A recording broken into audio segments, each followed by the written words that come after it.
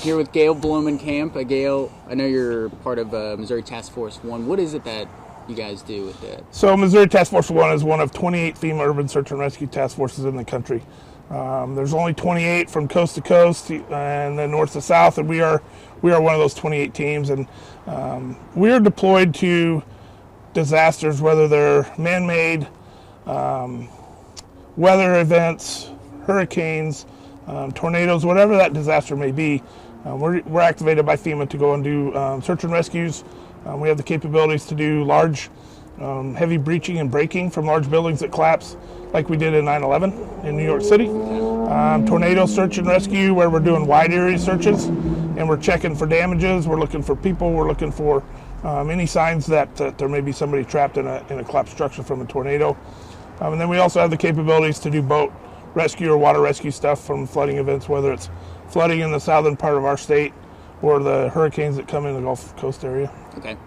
In terms of severe weather, like tornado damage, search and rescues, things of that nature, do you notice anything more or less or anything different with regards to mobile or manufactured homes? Yeah, so there's a variation of damage that occurs during tornadoes. If you're in the direct path of a tornado, it really, depending on how strong that is, it really doesn't matter what you're in or what the structure is being built out of. As you get lower in that EF scale, you start seeing more damage to trailer homes and mobile homes and modular homes than you do to the stick-built homes, and then even less damage to the brick, four-sided brick homes. Mm-hmm. And then obviously when you get into commercial structures that are large box stores, on that low EF scale, you might see some roof damage. But in the larger type 4 or EF 4s and 5s, those structures will even collapse. Yeah, doesn't really matter when you get strong enough. Exactly.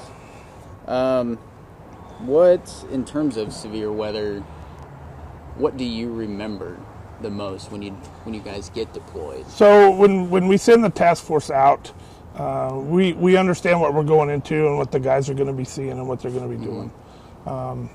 We can relate a lot of that to back here at home in Boone County.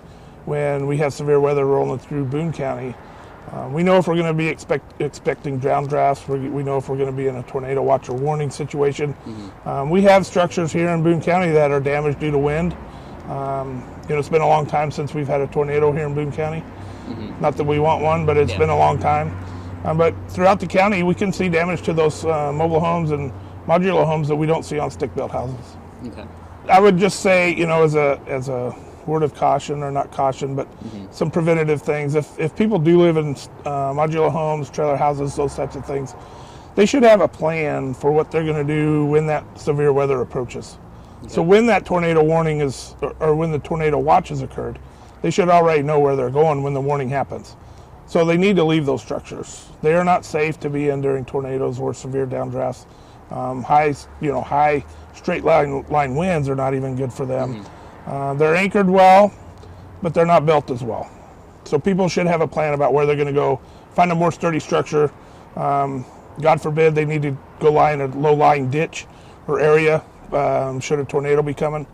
But if a tornado's coming your direction, you've got to get out of that structure. It would be very difficult to go lie in a ditch out in the open, knowing a tornado's coming, but really that's going to be their safest place to go. So you wouldn't consider yourself safe in a mobile home? I don't want to put you on the spot. Not during tornadoes, absolutely not. They provide shelter from the hail, the rain, the lightning, those types of events that we experience in severe weather.